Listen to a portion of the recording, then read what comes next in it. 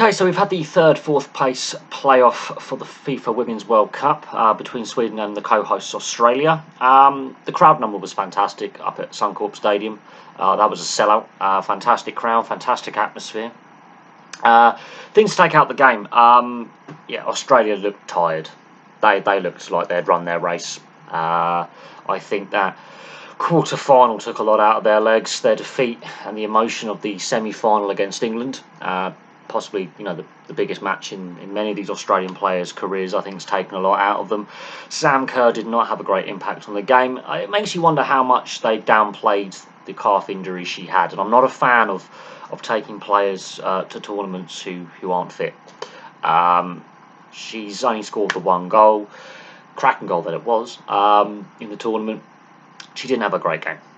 She had a couple of chances, but overall was quite isolated, well marked out of the game, and didn't have that explosive pace that we associate. So if you associate with her, so if you follow the women's, club game in the Women's Super League, or you follow women's football, you know what Sam Kerr is capable of. She just didn't look right in this game, but the Australian team looked very, very tired.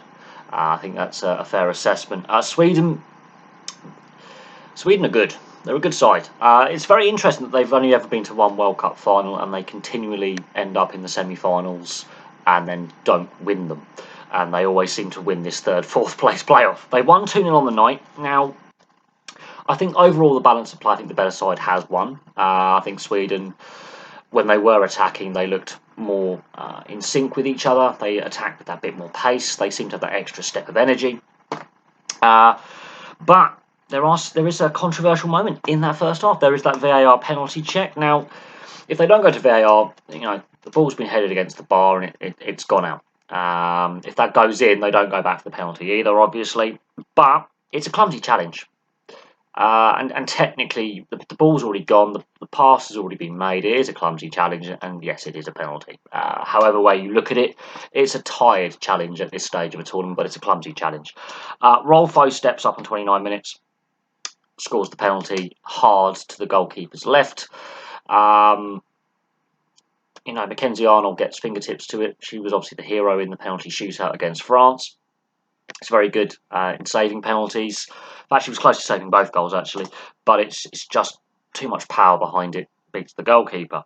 Now, Australia respond after that goal. Now, Sweden have had their chances. They had a chance in the opening couple of minutes. Australia responded for a brief period, and they have a surge of response and energy. But they can't find that goal. And it's 1-0 at half-time. The VAR side of things, I think VAR, the way they've tweaked it in this tournament from the games that I've seen, I think it's they've ironed out some of the issues. We now hear that the referee announcing why the decision has been taken and what the VAR officials are looking at, which we didn't have before. And this VAR check was quite quick. The penalty was taken within a minute and a half of it going up for the check. So the speed of the VAR has been improved, and of course the communication with the fans in the stadium and the fans at home who are watching on TV or online has been massively improved. Second half, it was 1-0. Second half, Sweden start the same way they started the first half, on top. They are creating chances quite quickly. Now, it does take a while for the second goal to come. And I think this is where Australia were looking tired, looking a bit outclassed.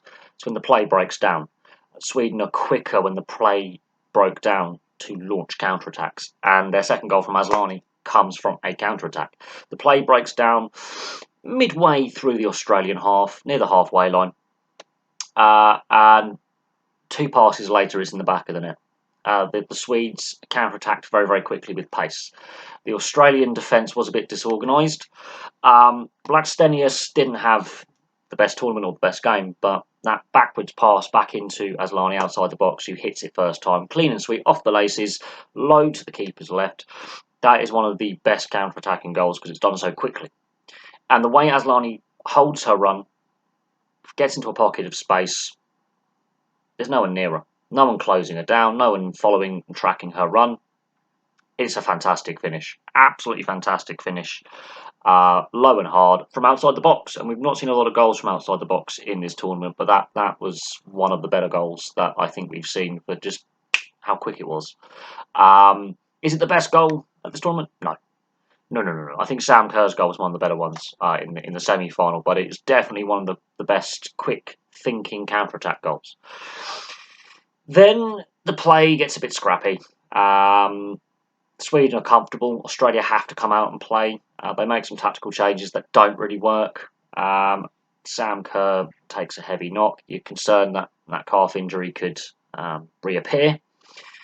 But the game sort of petered out towards the end. Once the Swedes got the second goal and the Australians couldn't get that first goal back, Sweden were comfortable.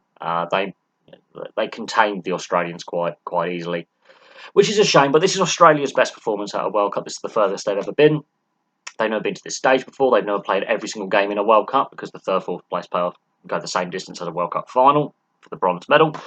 So the Matildas in Australia can be very, very proud of their achievements to get to this stage and the development they've shown. Sweden, are they going to be the nearly team? Because they've nearly made a World Cup final on multiple occasions. They've only made the one. But Sweden consistently get to latter stages of tournaments. This is the second most goals they've ever scored at a World Cup with 13.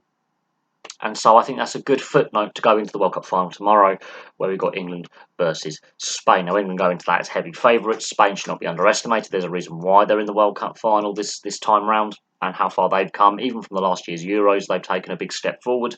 So I think the final tomorrow is going to be a really interesting affair. I am glad this game didn't go to penalties and extra time. I was glad it was done in the 90 minutes. But I will say this, you could definitely see the fitness levels were in Sweden's favour. Australia did look tired. I think the emotional drain as well of co-hosting a tournament. The fans were brilliant and they clapped them off at the end. They put in a great effort. But there we go, 2-0 to Sweden. And Australia finished fourth place at their co-hosted World Cup. But they've had a fantastic tournament and it's been a great advert for the women's game. So obviously tomorrow we have the Women's World Cup final between England and Spain. And for now, thank you very much for watching. Please place your thoughts in the comment section below. And I'll have some more content for you very, very soon.